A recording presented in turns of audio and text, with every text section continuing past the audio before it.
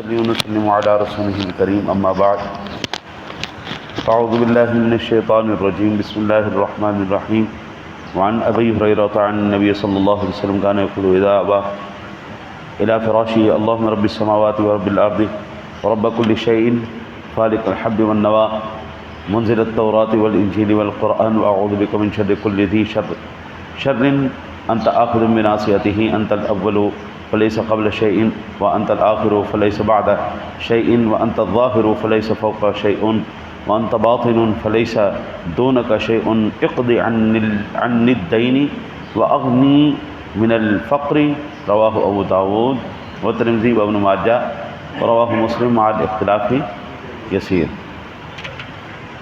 حضرت ابو ہریرہ رضی اللہ تعالیٰ عنہ سے روایت ہے، وہ نبی اکرم صلی اللہ علیہ وسلم سے روایت کرتے ہیں کہ آقا جی علیہ الصلوۃ والسلام کی ذات گرامی جب آپ اپنے بستر پر جاتے تو عرض کرتے، اے اللہ، اے آسمانوں کے رب، اے زمین کے رب، اے ہر چیز کے رب، اے دانہ اور گٹھلی کو پھاڑ کر نکالنے والے، اے تورات اور انجیل اور قرآن کو اتارنے والے، میں ہر اس کی شر سے پناہ مانگتا ہوں جس کی پیشانی تیری گرفت میں ہے۔ تو ہی اول ہے کہ تجھ سے پہلے کچھ نہیں، اور تو ہی آخر ہے کہ تیرے پیچھے کچھ نہیں، تو ہی ظاہر ہے کہ تیرے اوپر کچھ نہیں، اور تو ہی چھپا ہوا ہے کہ تیرے پیچھے کچھ نہیں۔ میرا قرض ادا کر دے اور مجھے فقیری سے غنا بخش۔ ابو داود، امام ترمذی، امام ابن ماجہ، امام مسلم نے کچھ اختلاف کے ساتھ اس روایت کو نقل کیا۔ انسان کی زندگی میں ایسے وقت آ جاتے ہیں کہ جن کے اندر انسان مجبور ہو جاتا ہے کسی سے قرض لے کر وقت گزارنے کو۔ ایسے وقت اللہ تعالیٰ ہر ایک مسلمان بھائی کو قرض سے محفوظ رکھے۔ میرے آقا جی اعلیٰ نبینا علیہ الصلوۃ والسلام کی ذات گرامی کا جب وصال ہوا اس وقت بھی آپ مقروض تھے، اور آپ کا قرض پھر سیدنا صدیق اکبر رضی اللہ تعالی عنہ نے ادا کیا تھا۔ قرض اگر اتنا ہو جائے کہ سمجھ سے باہر آ جائے، سمجھ سے باہر ہو جائے کہ اب میں یہ ادا کیسے کروں گا، اتنا قرض اٹھا تو لیا ہے۔ قرض لے لینا بڑا آسان ہوتا ہے، قرض ادا کرنا بہت مشکل ہوتا ہے۔ لیتے وقت جب آتا ہے پتہ ہی نہیں چلتا کدھر لگ گیا، لیکن جب وہ ادا کرنا پڑتا ہے حضرت ایک دفعہ نا طبیعت ٹھیک ہو جاتی۔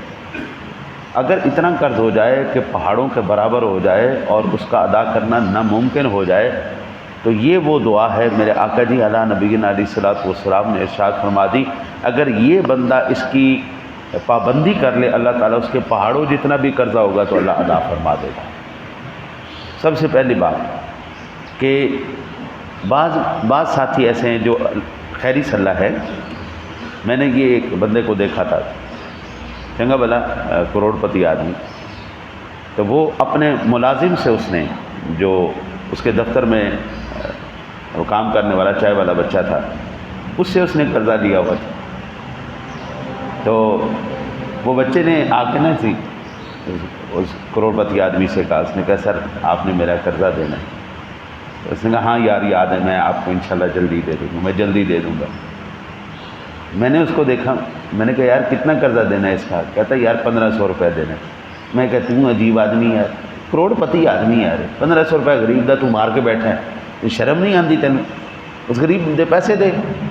کہتا ہے نہیں یار ایسی بات نہیں ہے، میں 15 لاکھ روپے بھی اس کو دے سکتا ہوں، لیکن جب سے میں نے یہ سنا ہے نا میرے آقا جی وہ مقروض تھے، تو میں صرف حضور کی یہ سنت ادا کرنے کے لیے بچے سے پیسے لے لیتا ہوں، پھر مہینے بعد دے بھی دیتا ہوں، لیکن میں رہتا ہمیشہ مقروض ہوئی ہوں اس کا، تاکہ میرے آقا جی کی یہ سنت بھی ادا ہوتی رہے۔